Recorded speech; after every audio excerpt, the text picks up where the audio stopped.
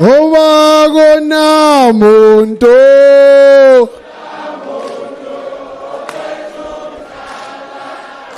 kodwa yini socialism ongezandleni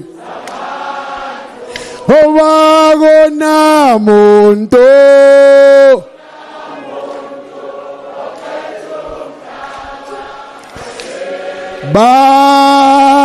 bayayesaba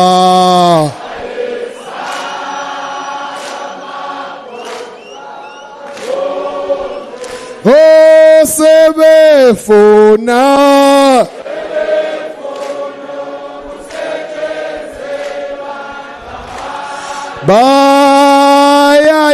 bayayesaba basaba mapuchwa owakona muntu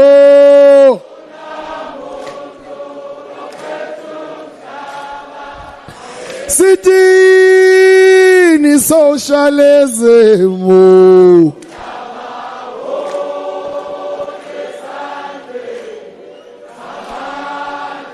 owakona muntu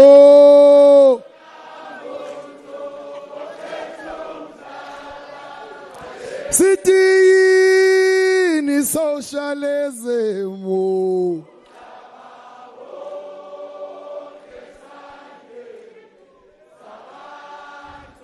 owakona muntu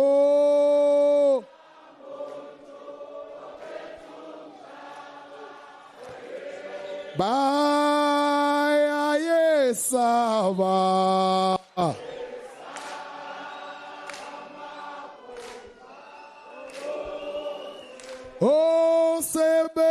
sebefuna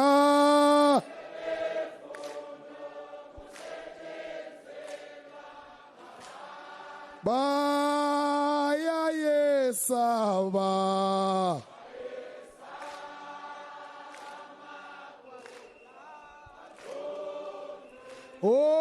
sebefuna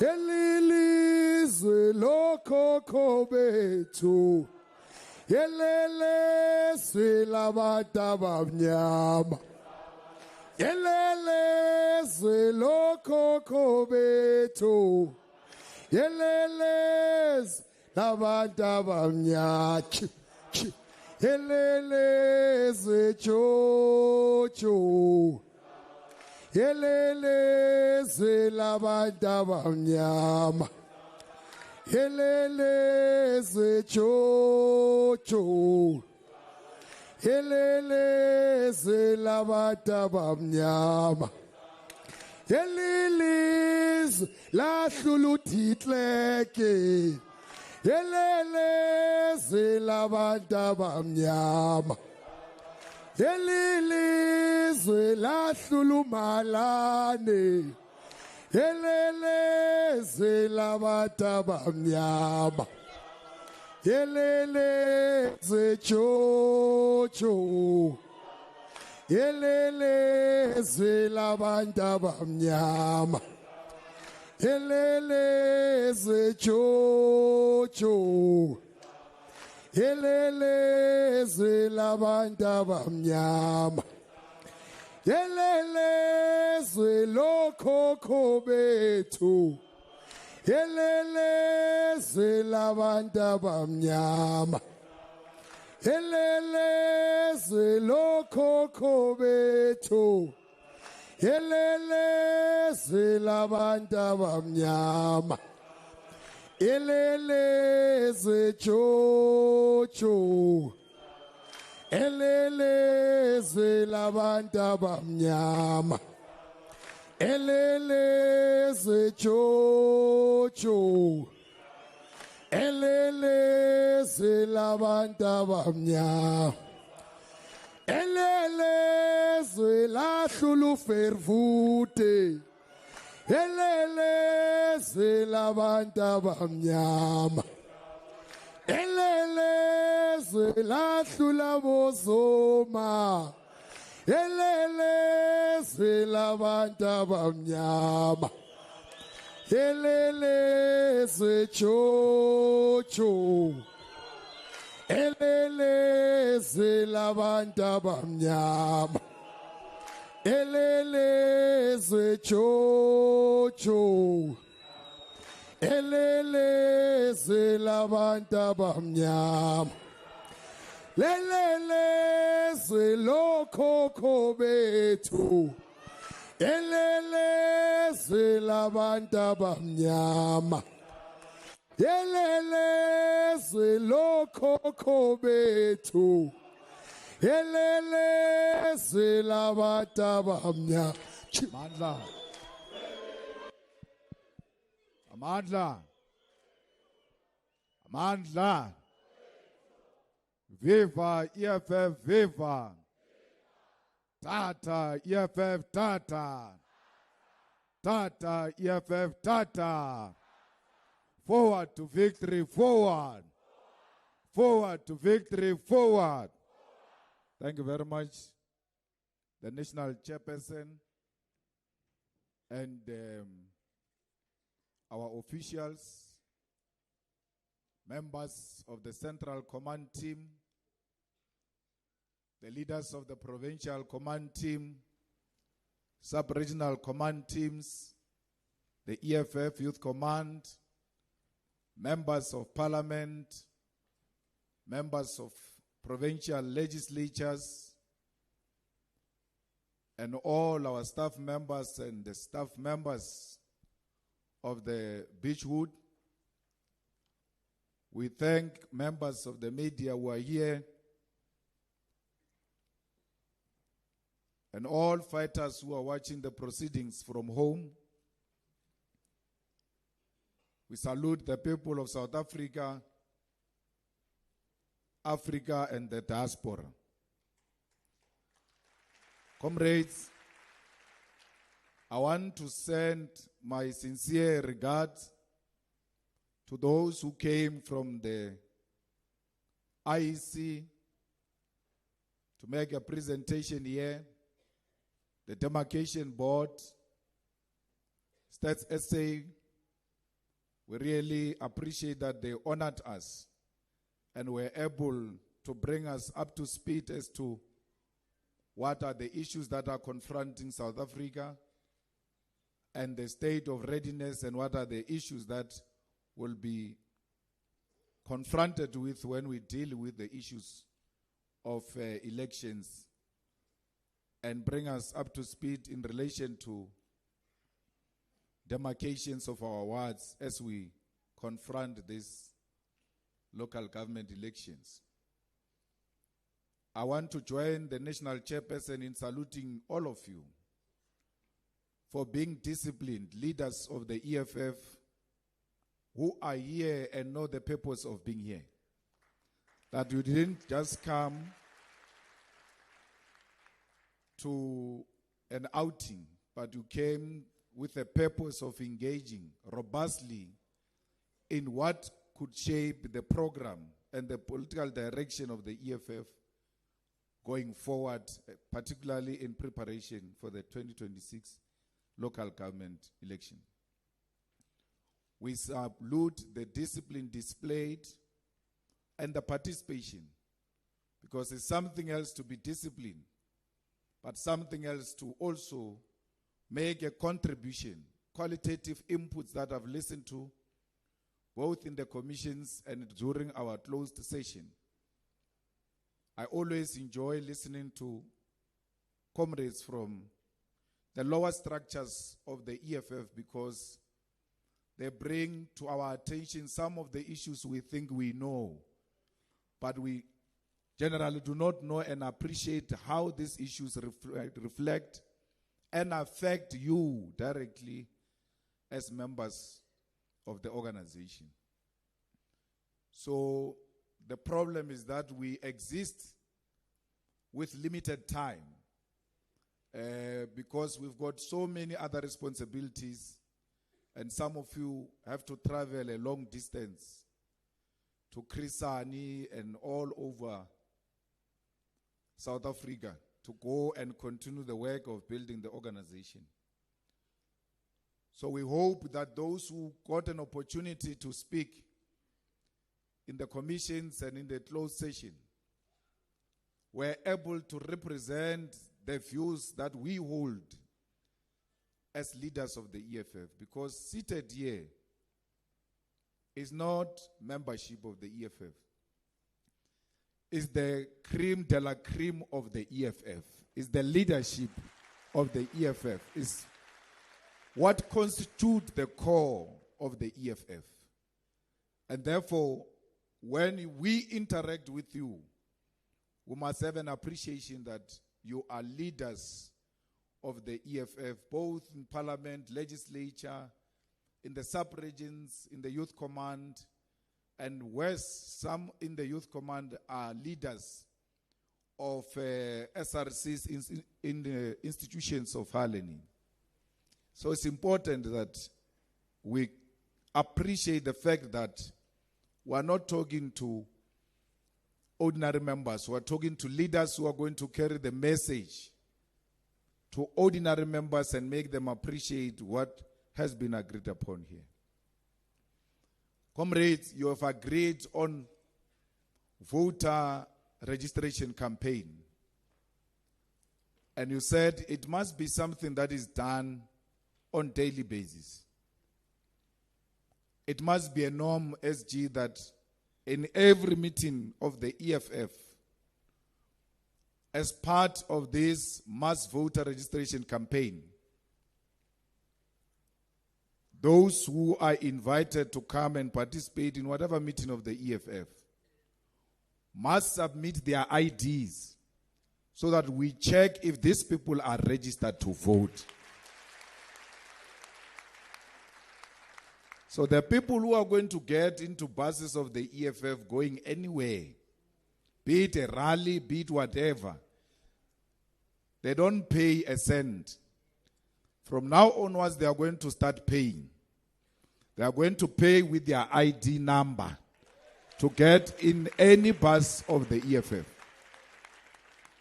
So that when we give a T-shirt, we know we're giving a T-shirt to a registered voter and the voter of the EFF. When we are gathered here, there must be a table outside there with facilities that are able to register people immediately if they are not registered. So when they get into buses, we don't punish them and say, no, because you are not registered, go away. We say to them, you are not registered to vote. Let's help you immediately to register you here and now as part of mass voter registration. We need to work with the IEC because it is equally the job of the IEC to make sure that they register as many South Africans as possible. So we said in Parliament, we want every child who becomes 18 to be automatically registered as a law in South Africa. Because it's your civil duty as a citizen to vote and to vote for a party of your choice. So we cannot just be citizens and we don't play our role as citizens. And that role is to be a registered voter. So it's important that in as much as we demand service from government, we too as citizens must play our role. And that role is to register and vote for a party of your choice. As part of trying to make that a law, we are demanding that the IEC must support that law. The IEC must join in demanding that all South Africans who are above 18 must be automatically registered with the IEC as voters here in South Africa. And we need a voter's roll. They must print a voter's roll and give to each and every VD, not the ward. They are the ones who created the VDs. So they must print the voters' roll of each and every one so that we can go to those people who are already on the voters' roll to confirm that indeed these people are here, they are citizens in this particular what? They are voters in this VD. From there, we ask them to vote for the EFF. When they say, yes, we'll vote for the EFF, we register them as EFF voters. So, mass voter registration does not only mean new voters. We mean voters of the EFF as well. So, everybody, including myself, I must still be visited by the EFF. That you are voting in this Mponagala Primary School. Are you a citizen here? Yes. We ask you to vote for the EFF and we engage. Once I agree, I must be uploaded in the EFF voter database because EFF must have its own database that says these are the people who said yes, will vote for the EFF. And the new voters as well, the Youth Command must play a central role. We must not divorce ourselves from that responsibility of registering young people and say, no, it's a role of the Youth Command. It's not our role. It is the equal task to the structures of the EFF to register young people working with the Youth Command. So there is no Youth Command that should be asking for resources because you must be together in this campaign of making sure that we drive a voter registration campaign amongst young people in our communities. We must know all the burial societies, they meet monthly without fail. We must have an interaction with those people. And we must be able to say to them, this is who we are.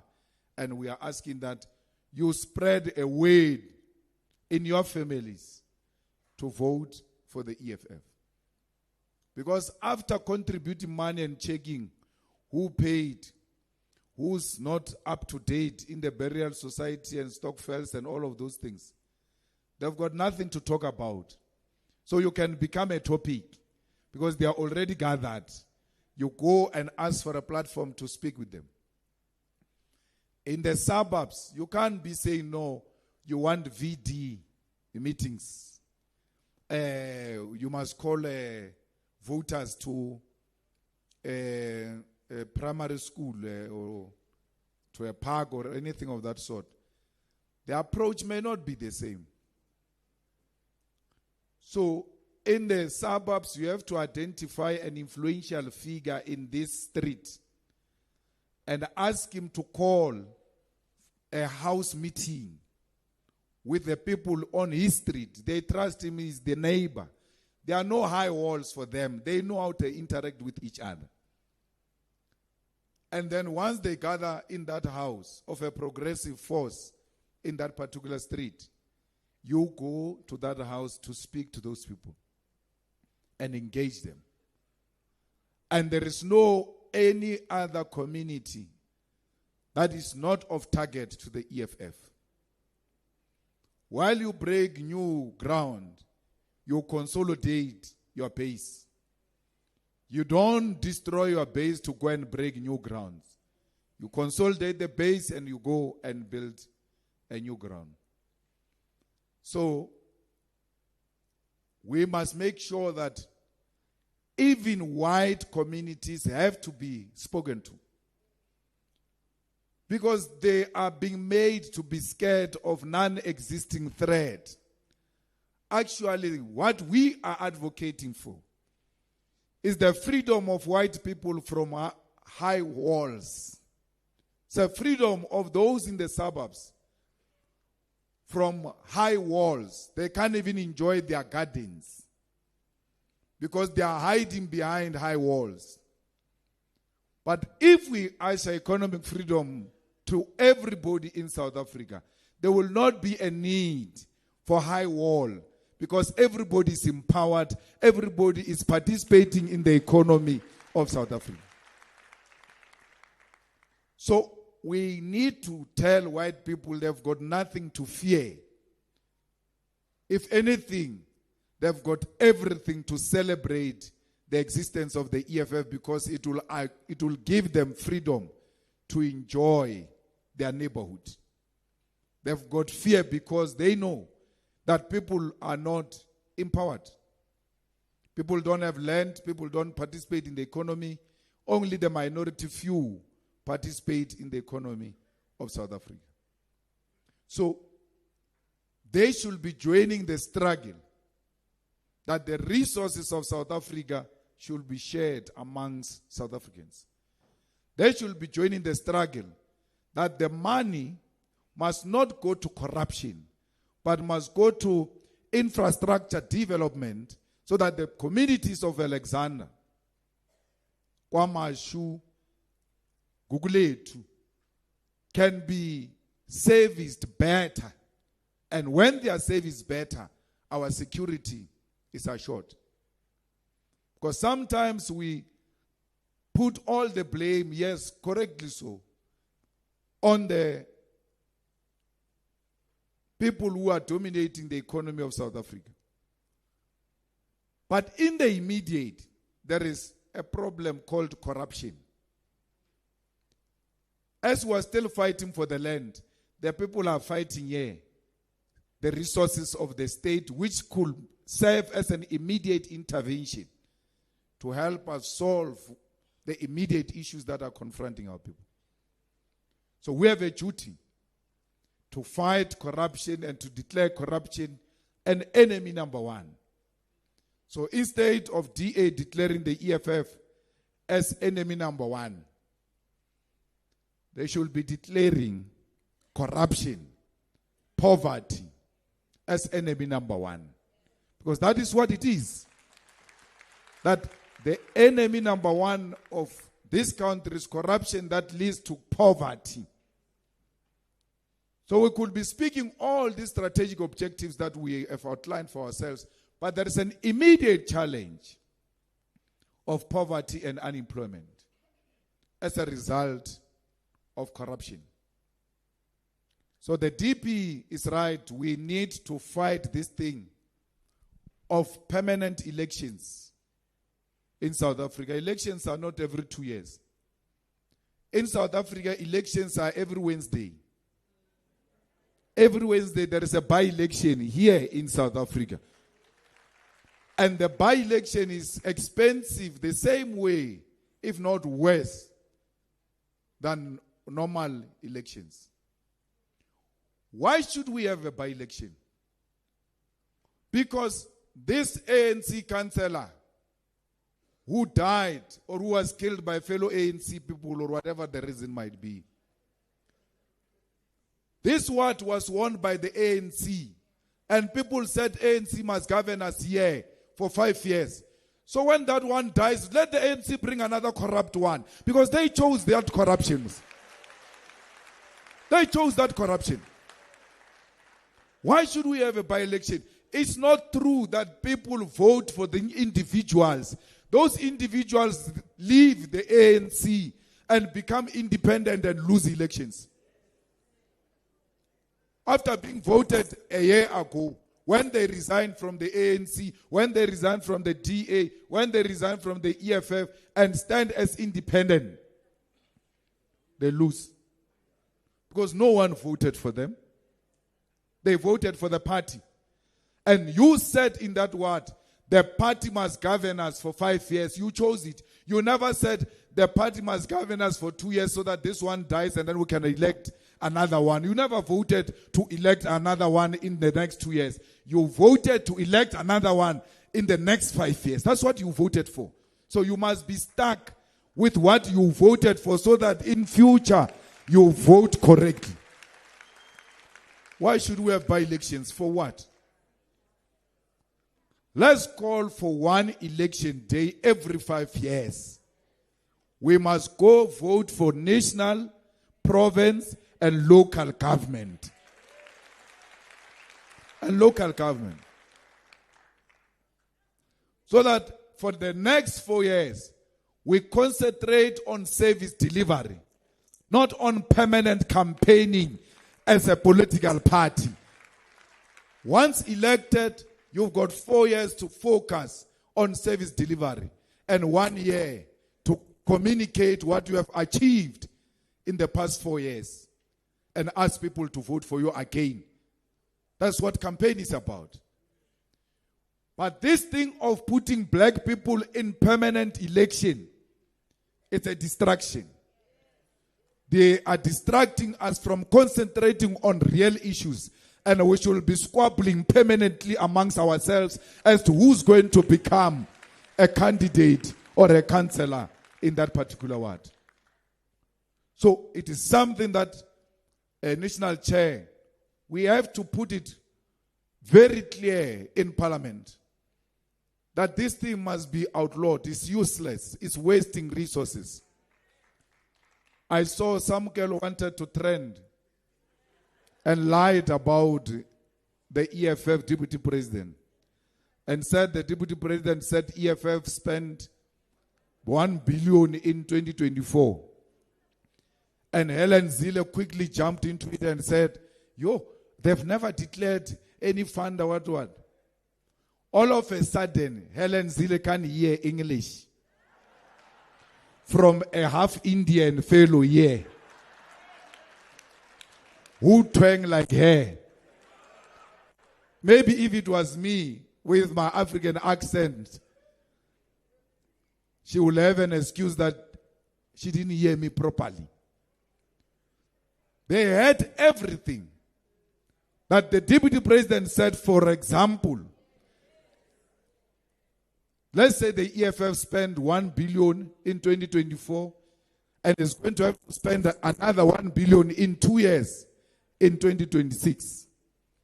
It means the elections have become expensive and it will be a terrain of those who can afford. And therefore it makes us to pay for democracy. That if you don't have money, you will not enjoy the benefits of this democracy, which amongst other things means that you can form a political party and contest elections. But that right has become very expensive.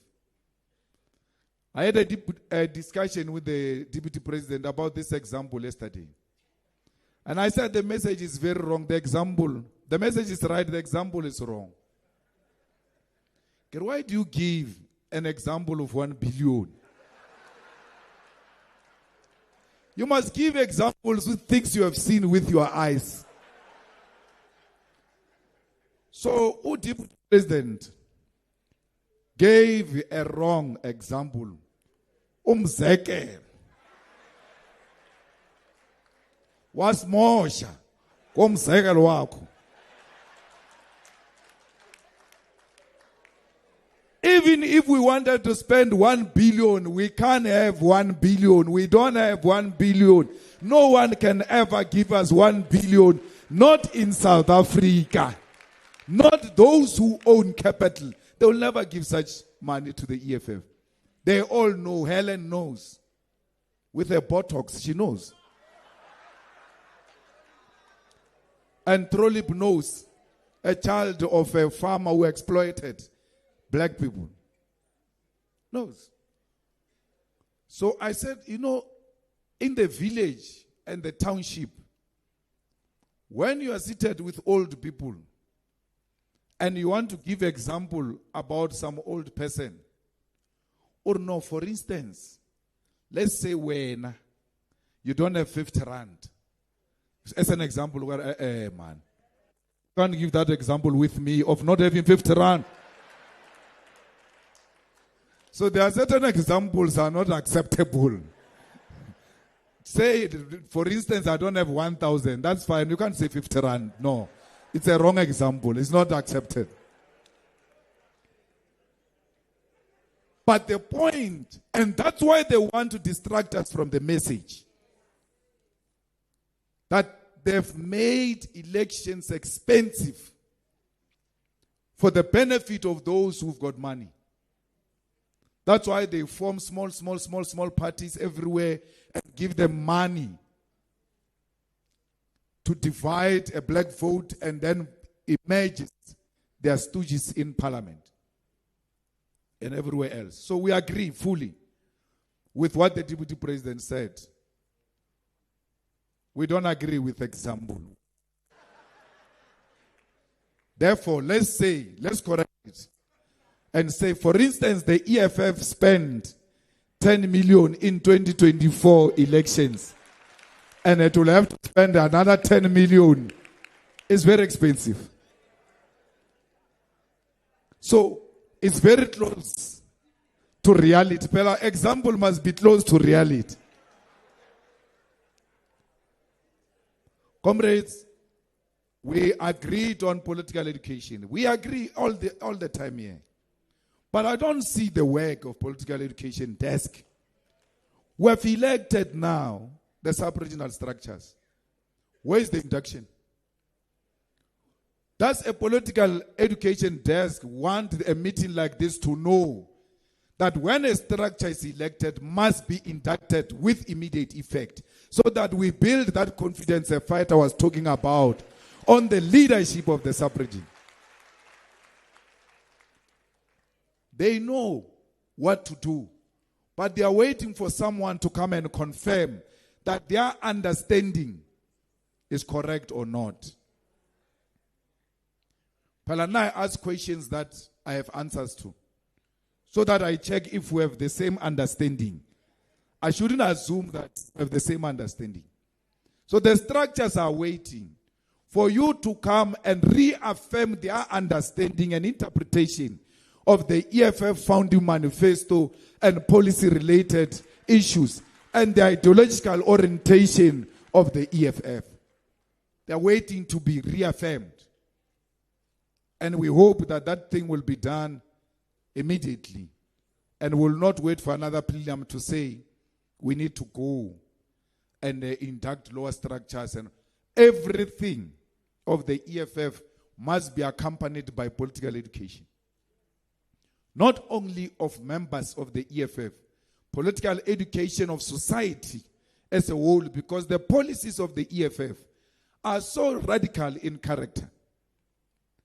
So much that people can vote for us and remove us from power the following day when we start implementing these policies of the EFF, because they might have voted for popularity of the party without appreciating the implications of the policies of the party. So as we do door to door, we don't just do door to door, we educate society. Because what they did was to take the brains out of the head of our people. We, through door to door, we must return the brains into the heads of our people. And once we do that, we have liberated our country from manipulation. Because our people are being manipulated. And we should make sure that we remove that from our people. So, as doctors of society, you have a duty to go and liberate our people. Comrades, someone gave an input here about flat rate.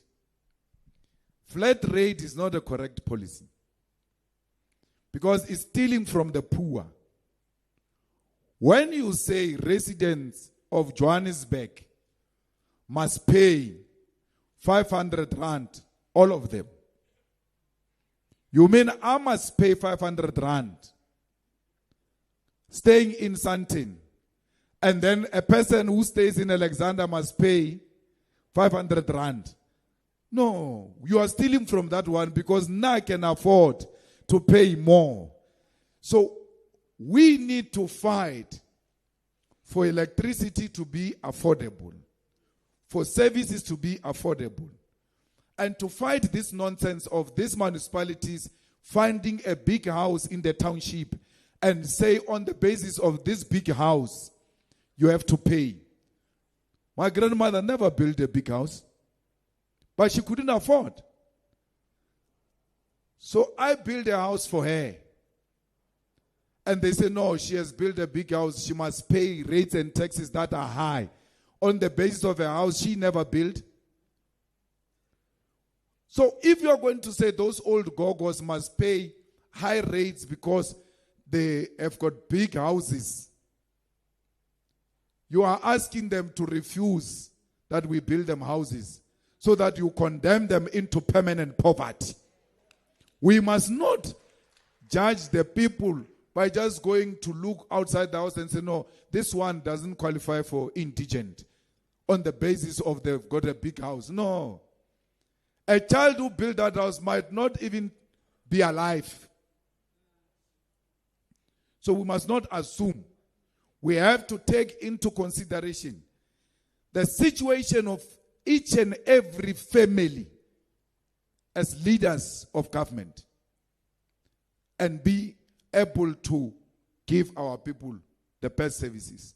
Now, indigent policy is not a correct policy. We must do away with it.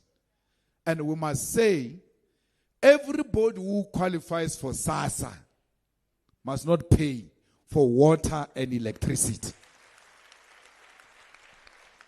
So what do? We don't even have to wait for individuals to come and apply at a new municipality. We go to SASSA and say, give us the stats, the names of the people on your database in Polokwane, so that we can remove them on our database of people who pay for water and electricity. Because SASSA means you are poor. We give the poor of the poor SASSA. That's why former teachers don't qualify. And civil servants and all those type of things. Because that thing is given to the poorest of the poor. So why should we debate about that? Why should we have a debate about who qualifies, who doesn't qualify? Once we display our poverty at SASSA, that must be the only station where we display poverty. From there, we don't have to display poverty anyway. Anyone who wants to check whether we are poor or not, go to SASSA. How can you say these children here in this community, their school is going to be declared a no-fee school?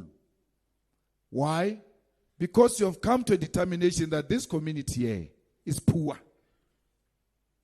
Therefore, all those children are not going to pay. It's a no-fee school. So why can't we apply the same rule? When it comes to no-fee schools, this day, why can't we apply the same rule?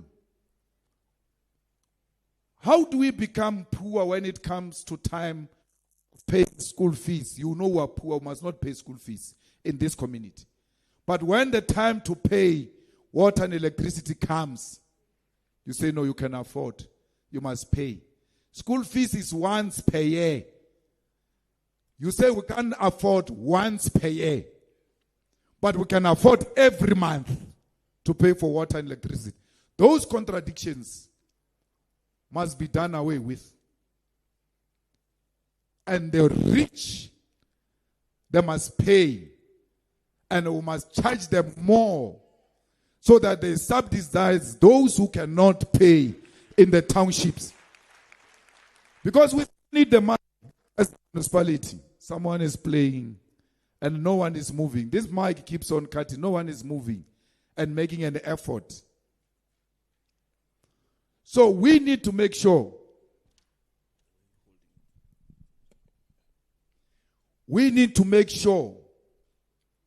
that someone pays. And who's that someone? The rich must pay for the poor.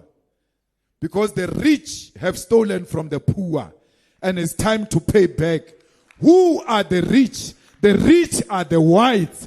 The rich are politicians, are the businessmen who have left us in poverty in the townships. They must pay for those who are in the villages and the townships who cannot afford. We need a country where the rich must be fighting for the poor to come out of poverty so that their payment can go low.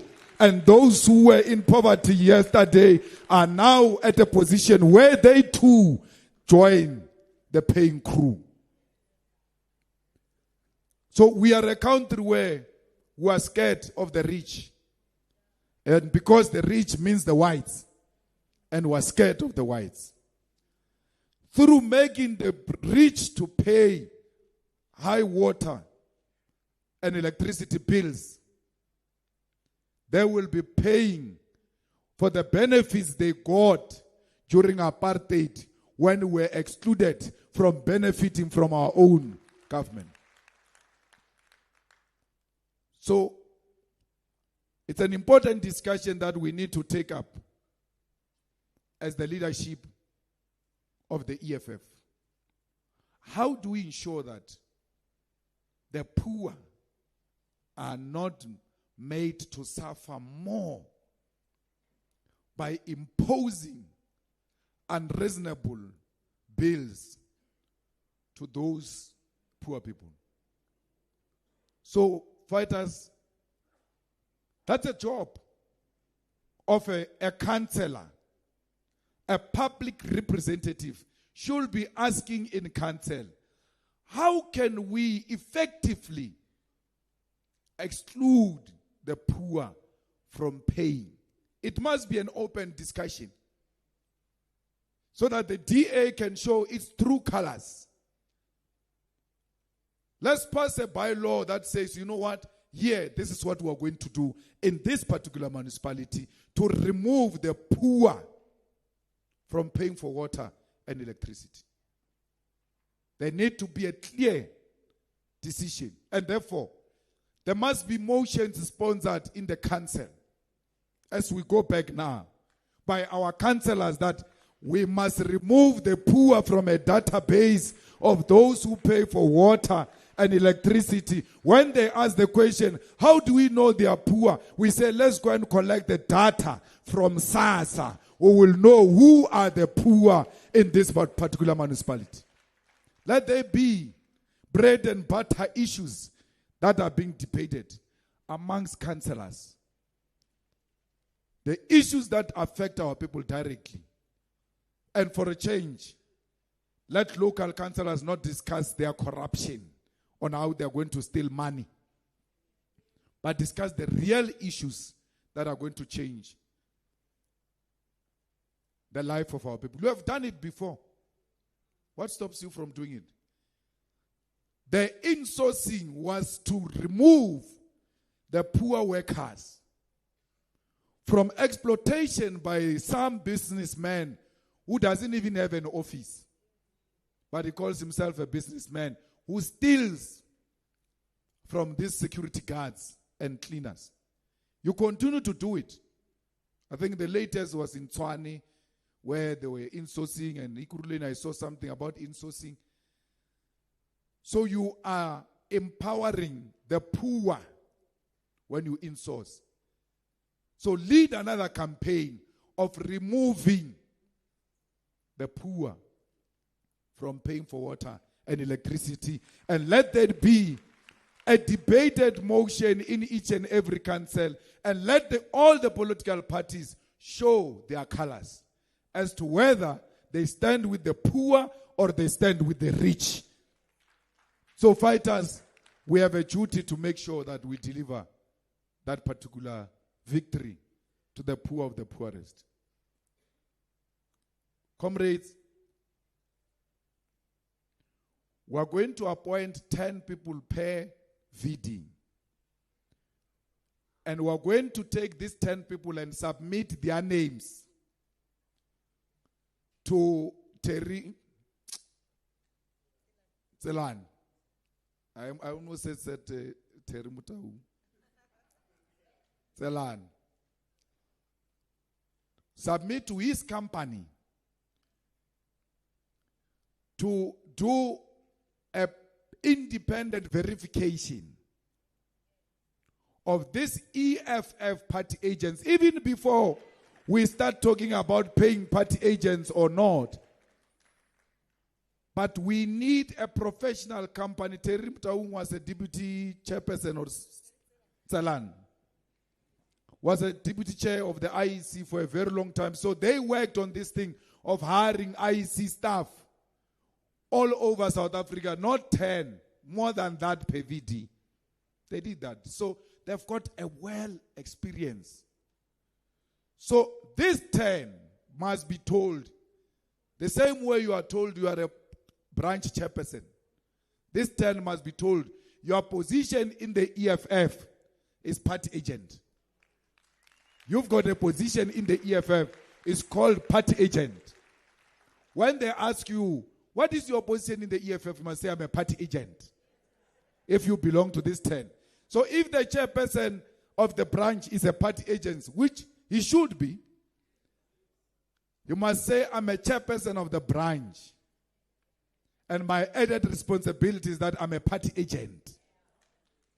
Then we must, independently, without any of us getting involved and releasing reports that are favorable to our factionalists, we get a report that says these things are not there, so that we decisively deal with you. So by March, we've been talking VDs. Before you got elected at sub-regions, we said we want VDs. You gave us VDs. Go back. By March, you must say to us, these ones were sure. We have made sure. No, we're fine. We are sure. Are you sure? Or sure. Okay, fine. We take that thing, we send it to Terry. Go and check that thing. Amongst other things will include interviewing those individuals to get an understanding of what kind of VD members do we have who are party agents. So we need party agents who are not going to be told by the presiding officer to stand at the door during counting. And you, comrades, allow that, including some CCT members. When we're doing by-elections in Ward 13, we took CCT members to be party agents. The DP found some of them at the door during counting. So, how do you observe counting from the door? You don't even have to understand the law. You are there to observe. Because you must see with your eyes, EFF, ANC, EFF. See with your eyes. That's what observer means. So when you have been removed from being an observer to be a guard at the door, and you allow that. So please, we need to professionalize this organization.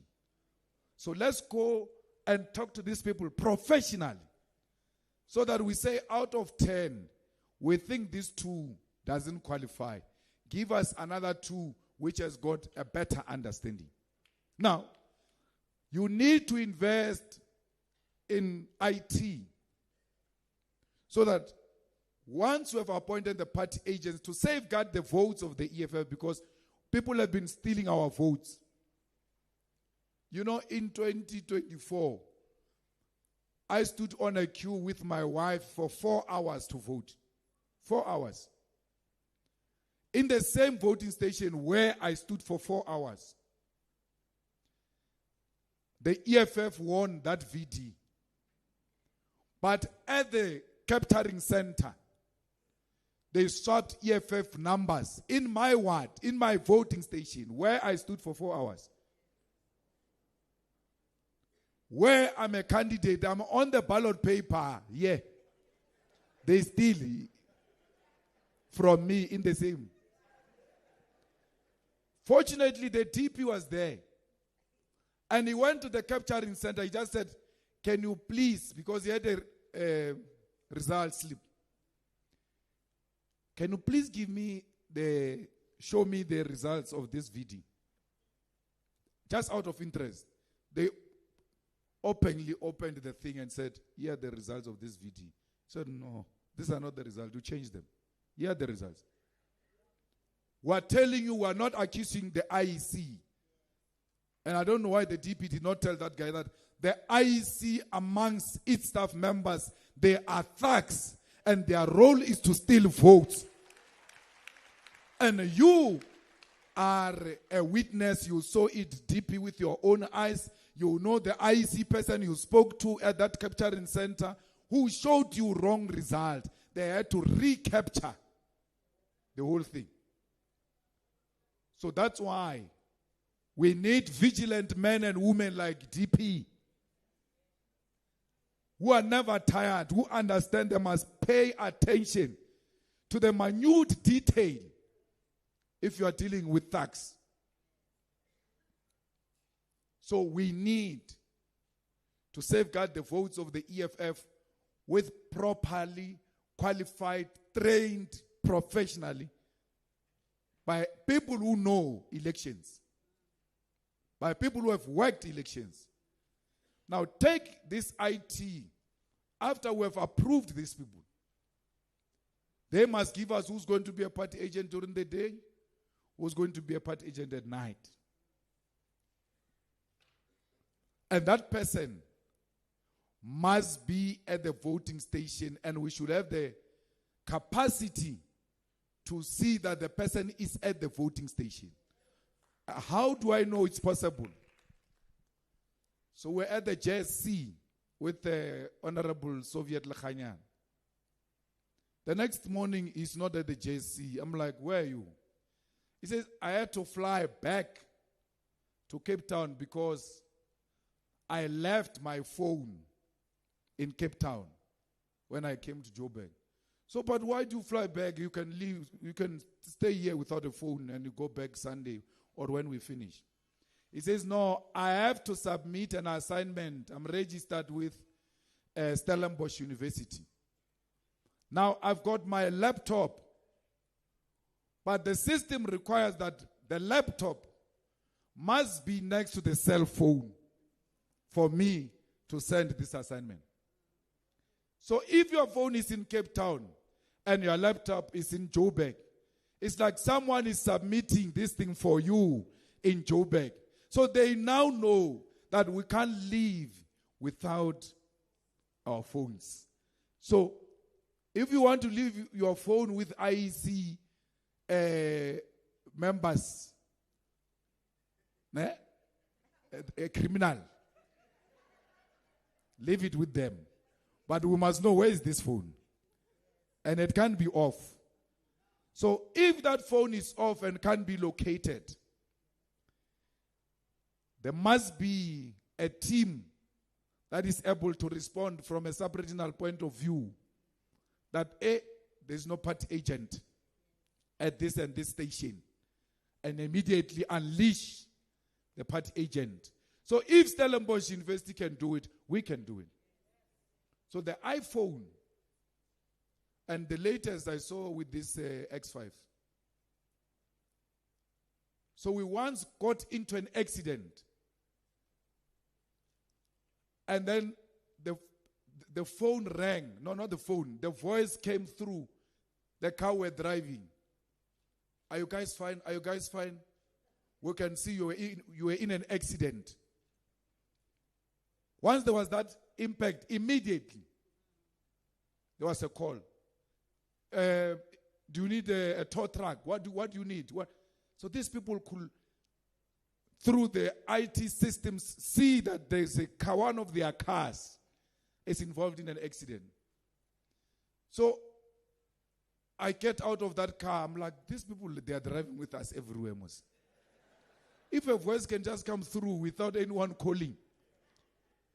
But that's unfortunately the era we live in. That's why Elon Musk wants that thing of Starlink to come here. He wants to do the same thing. To be in our cars and everywhere, our houses everywhere. As I get out of this car, my phone rang. SOS. My phone rang. Are you fine? Were you in an accident? So if those people can do it, what stops an organization, young organization like the EFF, to have the best sophistication to locate its own soldiers on the ground on a real time. By the way, we are the only political party which still has podcast that publish every Friday without fail. Why? Because we appreciate we live in that era of podcasts. And we're the only ones. The ANC tried to do it. It looked like they were in a kitchen or something. Failed. Because they don't have the young intelligentsia which must develop these things and speak to us. Both Vuyane, they went to vets. Surely they should know those clever kids and bring them into the EFF and let's discuss. What can we do? We have this problem of party agents who disappear and want to locate them. Then they develop a system for us. Once you walk out of that classroom, it must give you a radius. It must ring. The same way mine rang. Are you an accident? It must say you. Where are you going? Where are you going? Where are you going? If I can be asked, were you an accident? Are you fine? We must ask you, are you fine? Party agent, where are you going? They asked me, I never called, they called me. They had the means to see that I was in an accident.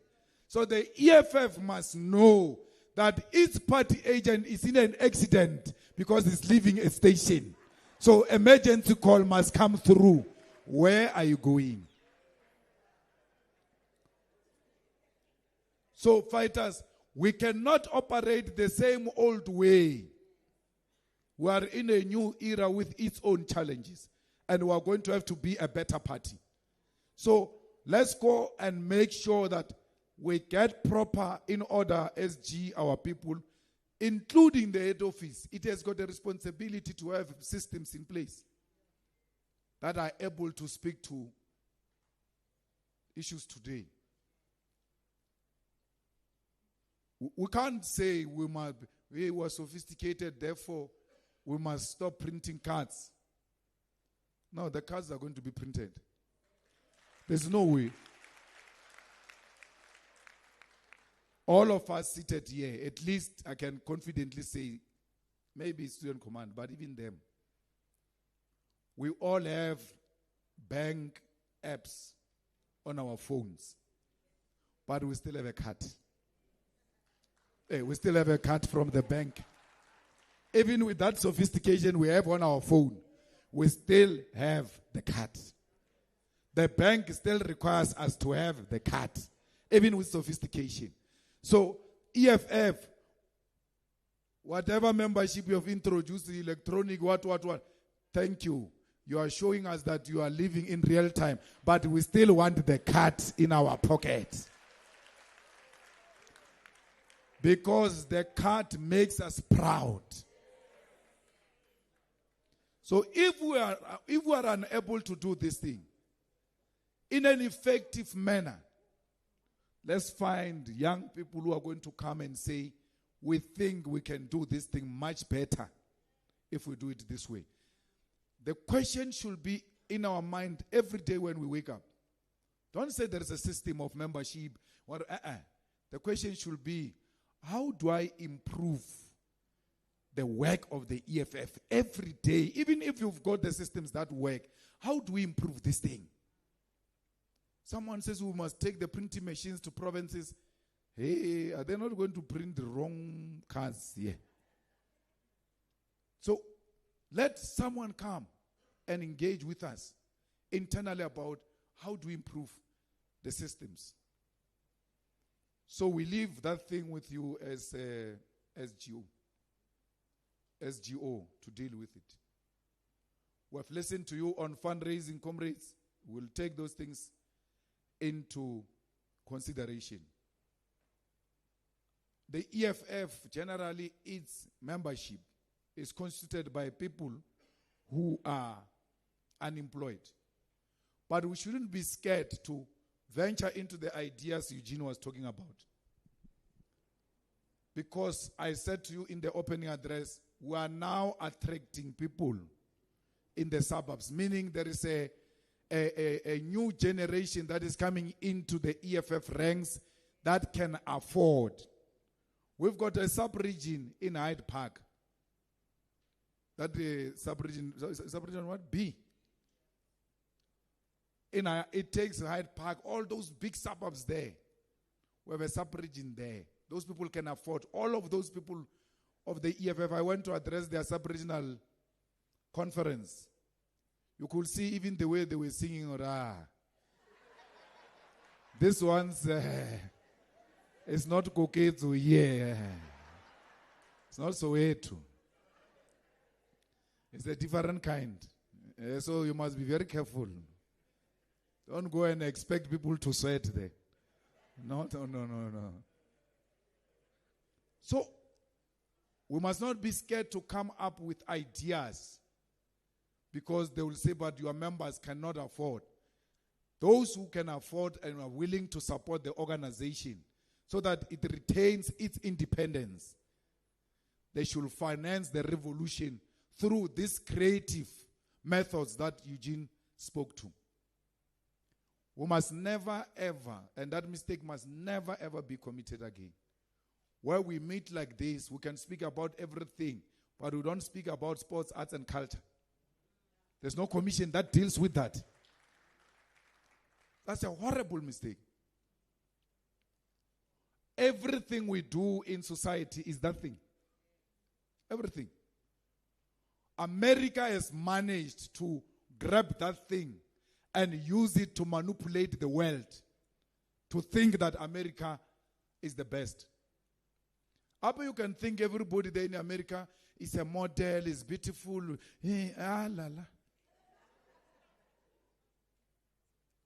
But you're junk. The back gaga. But that's not what they sell to you. They sell to you the best picture of America. They use arts and culture to do that. In each and every movie, when there are two opposing sides fighting in a movie, you must just ask which one is from America. Then you know it's the one who's going to win at the end of this movie. It's staring that one. Why? They are selling to you that America is not a loser. It doesn't lose. It's very powerful. At the end of that movie, the American flag will rise. They didn't come and put a bullet on your head. They just sold that thing through arts and culture and damaged your brain. It's a very powerful tool we can use to liberate our people. It's a very powerful tool we can use to grow our economy. I mean, una le di movie in Nigeria, yeah, and there are people who sit there and just watch those things and they don't make sense, but people are watching.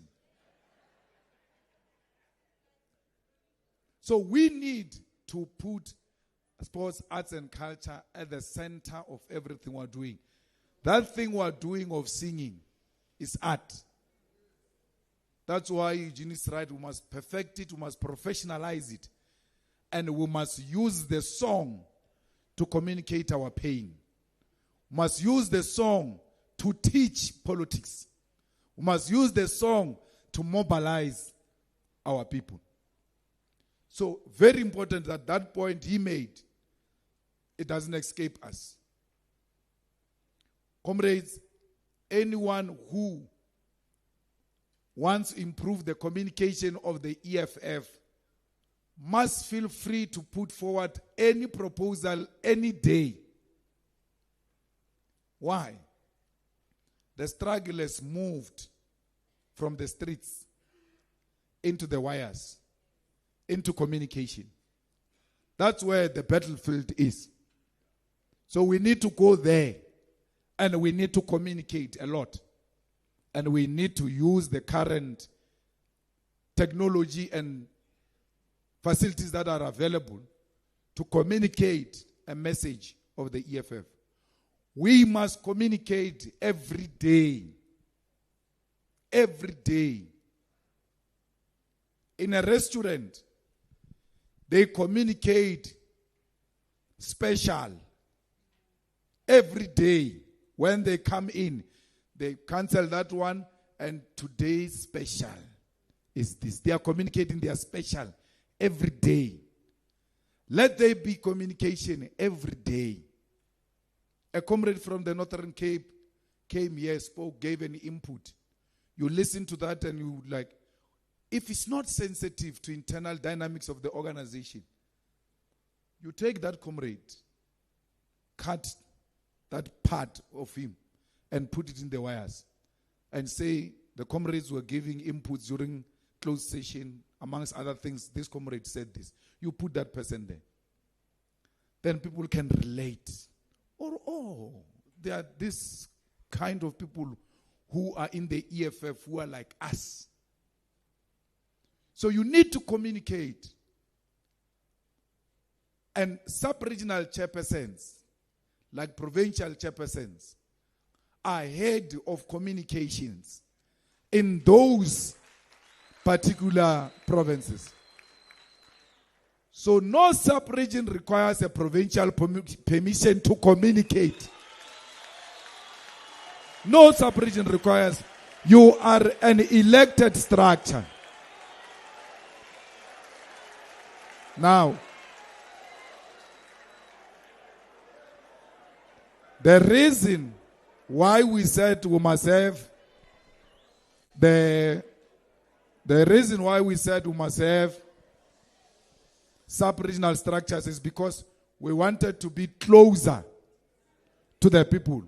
How do you become closer to the people? If you can't communicate with the people you must be closer to. So, this bureaucracy is unnecessary. Like you, provincial chairpersons, when you communicate, you don't require permission from us. But if you communicate wrong, we are going to tell you, withdraw that thing. Allow the sub-regions to also make the same mistakes and communicate wrong things, and you must be able to say to them, you are wrong, withdraw that statement. How can the youth command be entrusted with its own independent communication, but a structure of a mother body cannot communicate? A chairperson of a branch is a spokesperson of that branch. He must communicate. He must communicate the issues of his branch. There are floods in Giyani. There are floods in Bembe region. There are floods in Mpumalanga. And when I say Giyani is so broad, those floods happened in a particular what? There is a chairperson there who must communicate. Or no, in our branch, this is what we're experiencing. You want to come from Polokwane to go and communicate about the floods of Bembe, West, about Dibich Venda. So how are you going to communicate about Dibich Venda?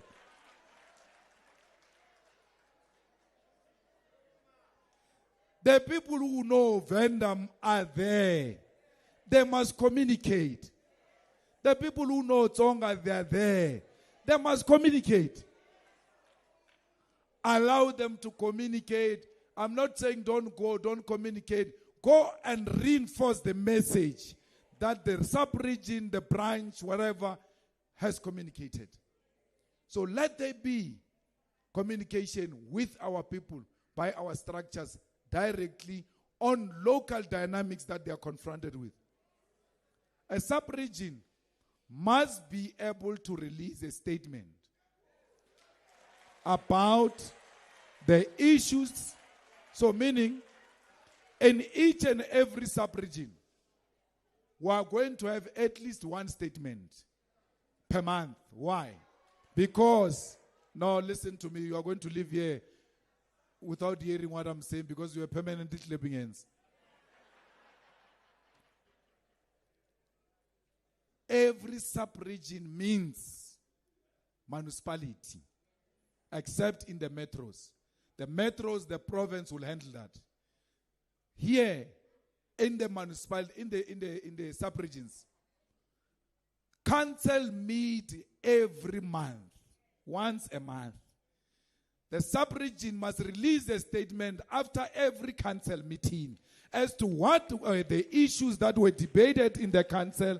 What did the EFF say? What did those ones say? This is what was achieved. This is what we oppose. Every council must be followed by a statement. Because you are there. Every council, every legislature, are following the sitting, communicates that he has renamed Didi Mabuza and things, without even telling us that he's going to sponsor Didi Mabuza. Communicate. He issues a statement, because legislature has made certain decisions, therefore they communicate. The sub-regional leadership doesn't have to be in the council or to be members of the council for them to communicate. Members of the council must come back to the sub-region, give it a report, and the sub-region must be able to formulate a statement based on the report that was presented. Why? There must be a communication between the structure of the EFF and those who are deployed by the EFF in the council. Because the council is not bigger than the EFF. The EFF is bigger than the council, and you report to the EFF. So there shouldn't be a confusion about that. We must not be confused, comrades. Never. So let there be many voices, one message. Many voices. Let everybody speak, but one message.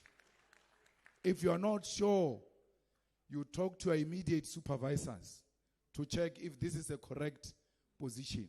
And then you communicate. So, comrades, the comrade gave an input about Africa. We will never agree. Because as Leninist organization that believes in the party, we will never agree that political parties must be destroyed and banned and all of that. No. There is always ideological contestation, and ideological contestation cannot be equated to divisions. It's not tribalism. It's not racism. It's not xenophobia. It's a contestation of ideas, and that cannot be reduced to a division. So we believe in the party, and that's why we formed the party. And we will never agree that parties must be collapsed.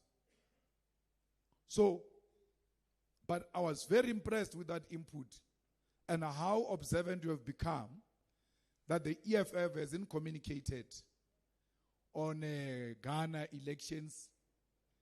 The EFF hasn't communicated on this or that utterances of leaders in Africa. Very correct observation, which must be kept and be encouraged, that the EFF must be taken on if there are inconsistencies when it comes to communication, especially on African matters. So when we support an African leader, it doesn't mean we'll agree on everything. There are areas where we're going to disagree that nobody will think, generally yes, but on this issue, there is a problem. Because we're independent thinkers. So, you spoke about the election in Uganda. And you say we can't support Bobi Wine because his flag is got some similarities with France and therefore can't support France. And on the other hand, there is this tyrant called Museveni. So, you have to make a political decision as to what becomes a posture of the organization. When you are presented with two devils, and you have to choose a better devil. So you just said to us, we can't choose Bobi Wine, but you never said anything about Museveni. Whether we must choose Museveni over Bobi Wine. Because Museveni must go. The immediate thing is that Museveni must go. He has been there for too long. And he suppresses people.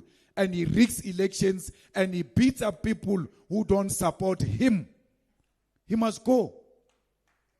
On that one we must agree. Whether Bobi Wine is a good alternative or not is a matter of debate. But as a principle, Museveni must go. He overstayed and is suppressing people who want to express themselves. There might be better people in Uganda who are unable to express themselves because of fear that is instilled in them by Museveni. So, those are the healthy debates that we must have as the EFF. Fighters, we need to unite this continent and make it one and speak in one voice if we are to become a player in the international politics. Look, today, South Africa is under attack. The whole of Africa is quiet. But if it was one of those African countries, we were going to be expected to say something as South Africa. But now that we are under attack, the continent is quiet. The unity of Africa doesn't start with the establishment of a United States of Africa. It starts with supporting each other as countries and standing together against imperialism, against dictatorship of Donald Trump. So we need that unity because Trump has realized that the continent is divided and therefore it can become a playing ground for USA imperialism. We must never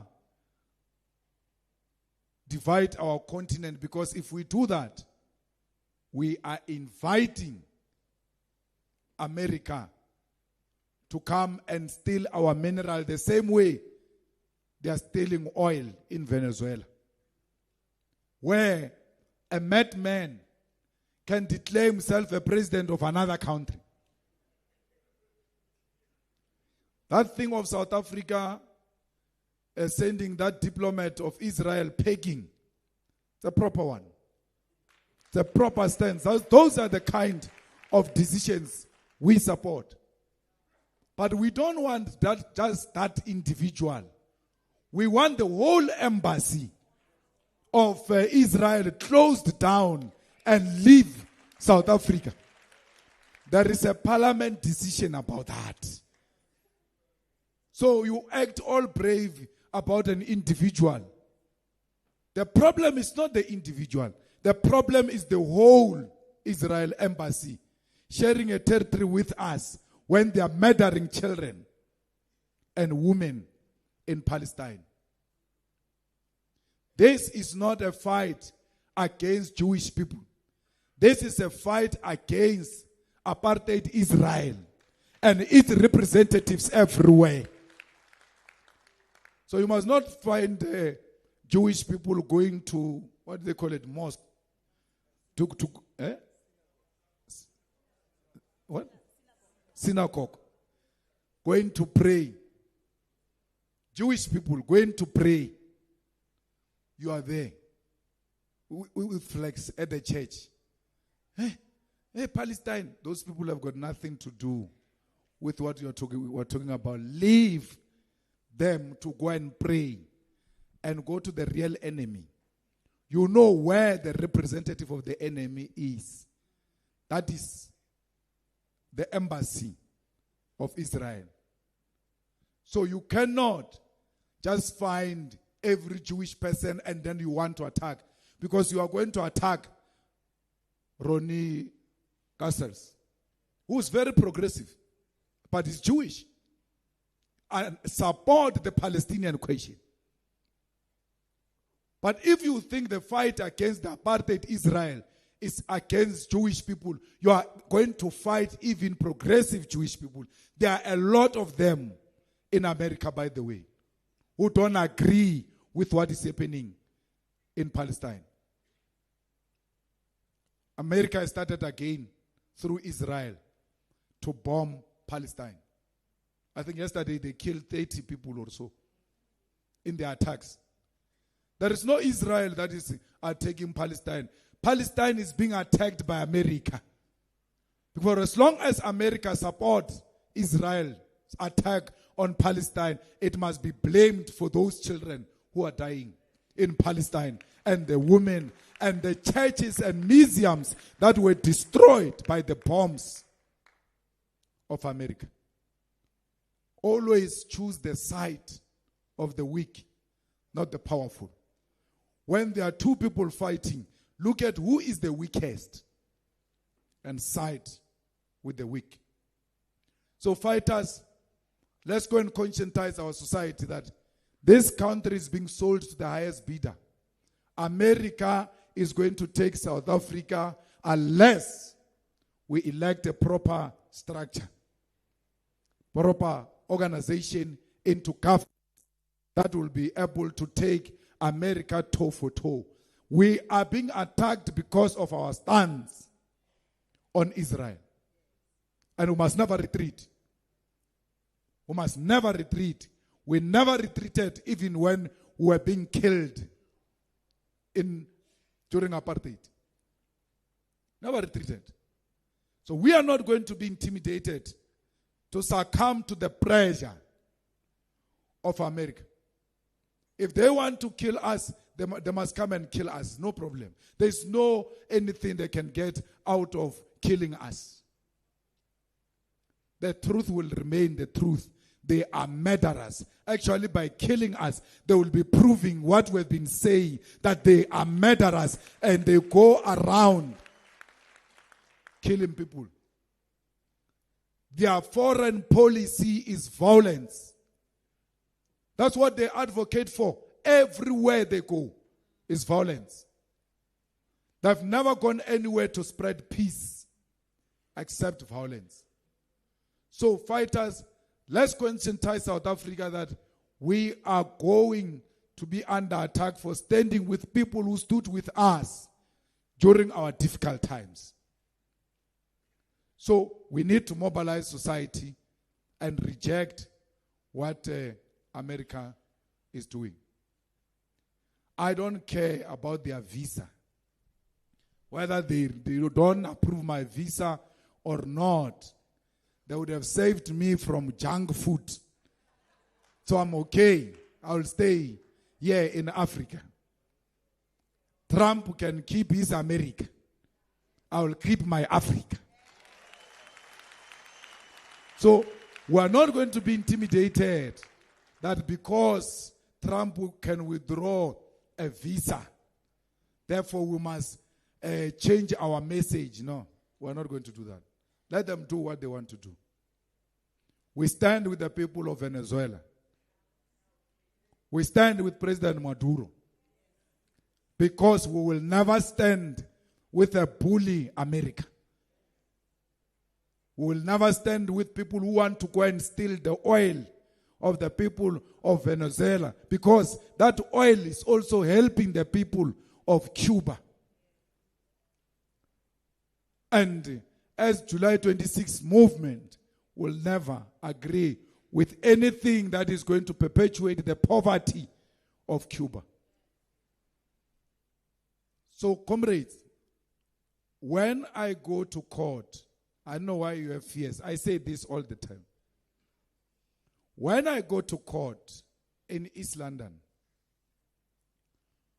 they find me guilty, which they did, then sentence me to a jail term. I even said before the jail term that I'm going to appeal this matter. So your immediate fears must be cleared that once I appeal, it suspends the jail sentence that they've imposed on me. Now, if they impose a sentence that is more than 12 months without an option of a fine, I will not qualify to be a member of parliament. But once I appeal that, it suspends that thing. I continue with my duties as a member of parliament, as a member of ethics, as a member of the JSC, because that's where they want to remove me. But even if they succeed in removing me from parliament, I've got a home here called Winnie Madikizela Mandela House. That's where the People's Parliament is. And that's where I will go and serve in the People's Parliament in Winnie Madikizela Mandela House. Because I was never born to be a member of Parliament. I joined the struggle to liberate the people of South Africa, not to be a member of Parliament. They can take their parliament. I'll remain in the struggle. The same way they took their ANC membership, I remained in the struggle, because when they took the ANC membership, their intention was to remove me from the struggle. So I'm part of the revolution. No one will remove me from the revolution. And parliament is not a revolution. A revolutionary house is Winnie Madikizela Mandela House. So, comrades, we have to accept that this year we have to do well or die. That's what you need to take. There comes a point in your life where you say, I have to survive or I'm going to die. We have reached that point now where we must decide that Africa must be united or we must die. Because your survival is the unity of Africa. If you die, that unity will never happen. You must decide if this unemployment must continue or die. Because if you accept that you are going to die, then you accept that the youth of South Africa must be permanently excluded from empowerment. So when you accept that we must die, that's what you must know, that's what you're accepting to. You are accepting that the people of South Africa must remain landless. You are accepting that the economy of South Africa must be in the hands of the minority permanently because you have decided to die. You need to understand the implications of dying. That when you die, more children are going to die in the Eastern Cape of poverty. Survival means the defeat of poverty. When the EFF survives, it means the war against poverty is continuing and empowerment of our people will happen in our lifetime. So, comrades, when you go home today, you must have a conversation with yourself.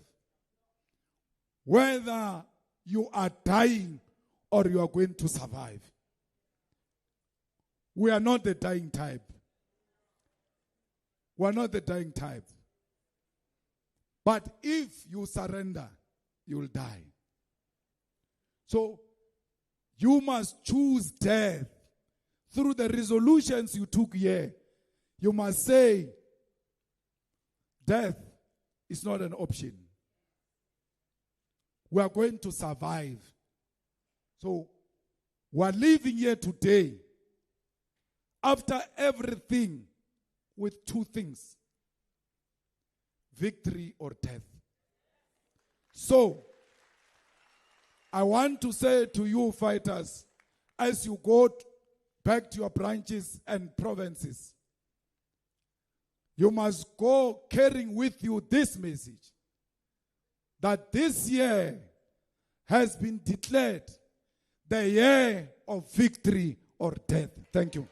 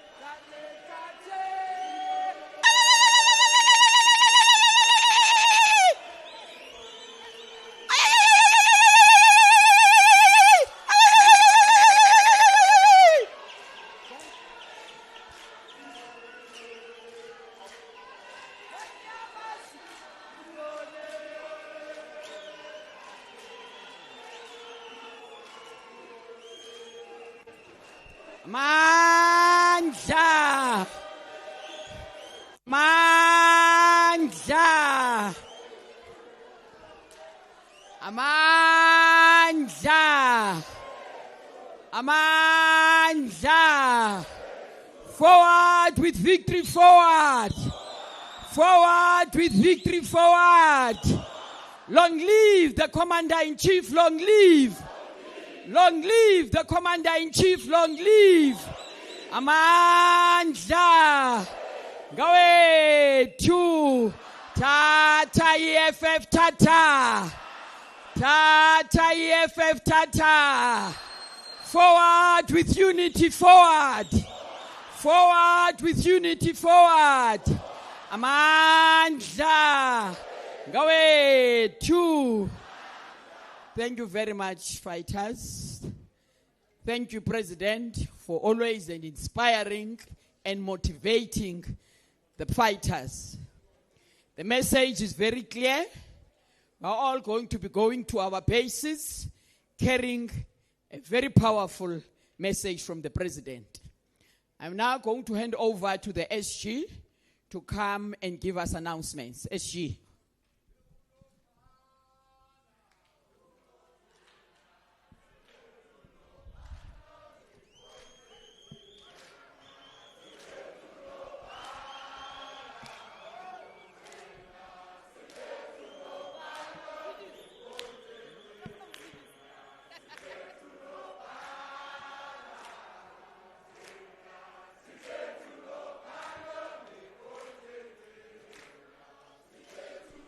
Amandla. Amandla. Viva EFF, viva. Long live the Commander-in-Chief, long live. Long live the Commander-in-Chief, long live. Long live the Commander-in-Chief, long live. Long live the Commander-in-Chief, long live. Long live the Commander-in-Chief, long live. Amandla. Thank you very much, Chair. Thank you very much, President. We are coming to the end of this plenum. So what's going to happen now, fighters, as we've reached the end of the plenum, is that all of us, leaders of provinces, you know the drill, that until each and every fighter has been accounted that he or she is arrived at home, our job is not done. So all of us, the lunch is served at the back there. It's going to be takeaway in an orderly manner as we've been conducting ourselves. We take our lunch, we get into our transport. Please, don't get into a transport of Limpopo when you're from Eastern Cape, Skatele. Make sure that you get into your correct transport. So all is in place, fighters. That is going to be the direction. The President and the Commander-in-Chief, as